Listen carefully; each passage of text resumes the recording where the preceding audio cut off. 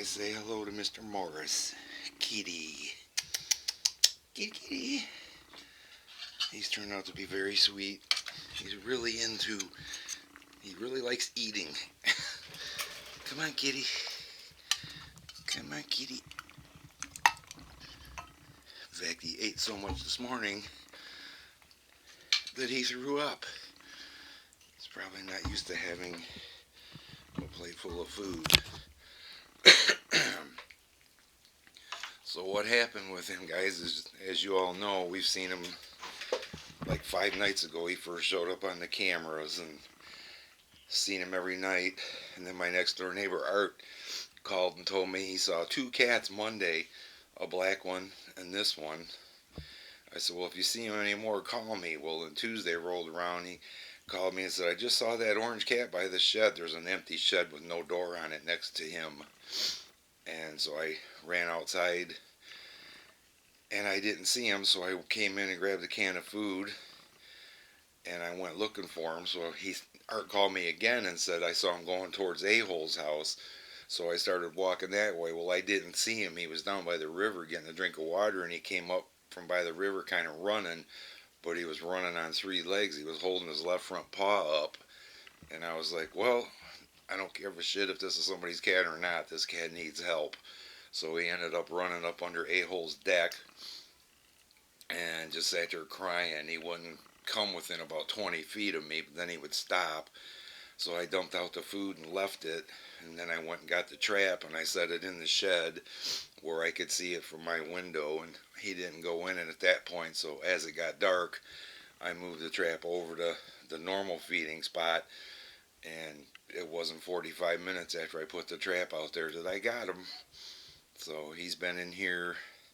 The first night we kept him in this cage and left the door open and let all the other cats and dogs come in and check him out. And the only one that was pissy with him was Mr. Wizzy, which was expected. That's just how Mr. Wizzy can be. And the cats have been at the door, like listening and like, what's in there? I know somebody's in there, something's in there. So we haven't let him out yet. I've been giving him antibiotics just in case he could be sick. You never know. He doesn't show any symptoms of it. Plus, if nobody claims him or comes looking for him, we're going to get him neutered next Wednesday. And he can't go under anesthetic if he's sick. So just to be sure that he isn't. Plus, we were thinking about letting him out or bringing 1 or 2 of our cats in to see how he does. He's got a really mellow energy about him, so I don't think there'll be too much trouble, but he is an unfixed male, so you never know. But he's quite content in here. It's warm in here, and he's got lots of room. And we made him a makeshift litter box for now. And it's funny, guys, I had this potty pad because one of the cats kind of, I don't know why, but they'll come in here and pee, so we put that down and they'll pee on that. I guess it's better than wiping it up off the floor. But there was one there the night he was been in the cage, and he actually, when I came in the next morning, he had pulled that whole pad in the cage and had pooped on it and covered it up. It's like, okay, I guess, but man, how long did you work at pulling that thing in the cage through the tiny opening there?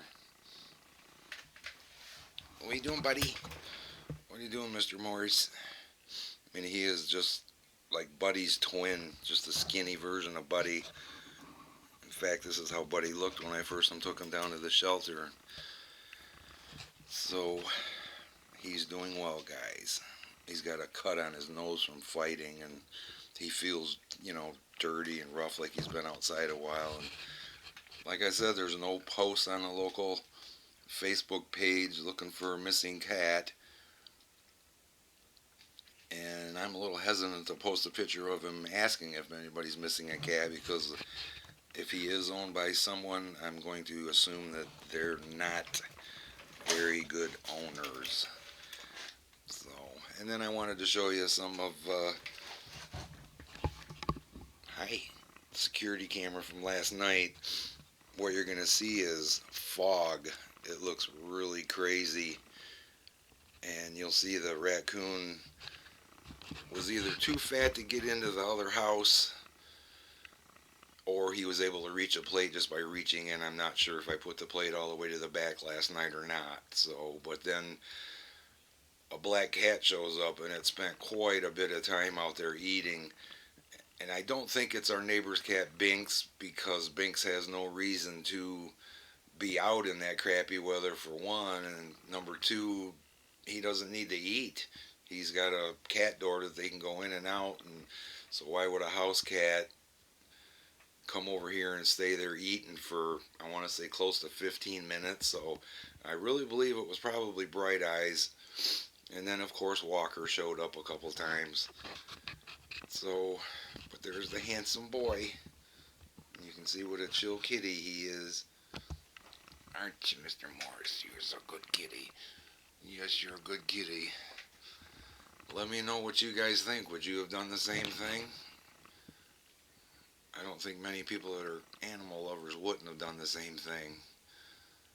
Oh, and you can see I had to make a makeshift thing to block off the door because I got that half door. And the reason we have the half door is we don't have a forced air heating system in this house. We have our wood stove way on the other end of the house over there, and then the wall furnace is right there. And we had the half door so we could get heat in here and also keep the dogs out. That was the goal of the half door. Oh, there he is. I wish you'd say something. You gonna give me your paw? But he loves head button scratching. He loves chin rubs.